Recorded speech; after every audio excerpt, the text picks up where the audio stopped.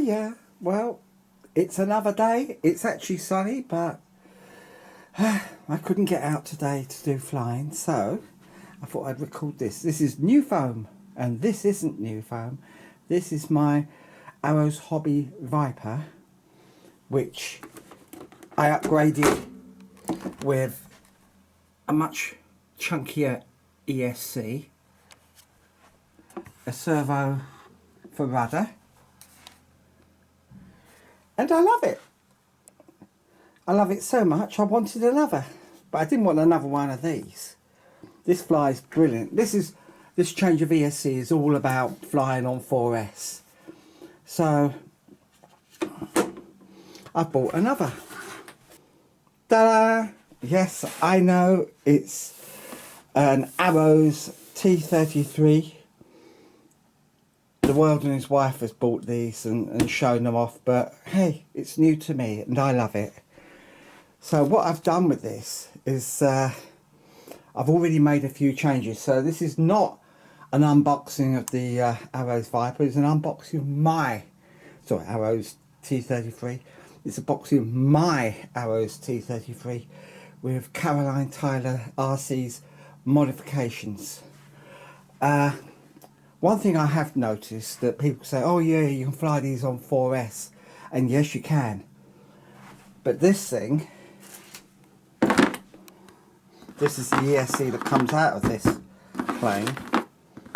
It's very definitely a 30 amp ESC. It's a lovely little ESC, but it's 30 amp. So I took the Viper and I put my power meter on it, and at full throttle I'm putting 34 amps, something like that. So that's too close for me. So what I've done is I've got one of these, a Fly Color Raptor Slim. This is incredibly small. It's 40 amps. It's actually a quadcopter ESC. So it has no back. So that's the next problem to deal with. Let's take this out. The manual. I do like the way their manuals are very, very FMS style. So the wing I've made no changes to. It's beautiful as it is. I love the way they've colour coded the tape over the cables. So that's exactly as it is. All the changes I've made have been on the have been on the body. So you've got your tip tanks here, you've got your elevator here. So let's not bother about them, they're absolutely standard. Okay, so it looks exactly as it did before. I've replaced this tape with a much smaller tape. They give you, and tougher tape. I hate the flappy tape they give you. Changes seen at the back are, yes, it's got a rudder. I've cut a rudder in. There's a cocktail straw here, painted to hide it in. And the hardest bit is making a hole to run this through past the EDF and into the cockpit. So as you can see, that's all done. There's an extra wire. The difficult thing about replacing the ESC is that the EDF is fixed with glue, so you can't just sort of unscrew it and take it out and connect your cables. You have to work through the little breathing hole at the bottom, and it's like a surgery. It's like doing that that game where you had to pull the bones out of the patient and not ring the bell. Well, I can tell you I rang the bell a lot. So what we got down here is we've got another servo installed for the rudder. The ESC is in the same place as the original.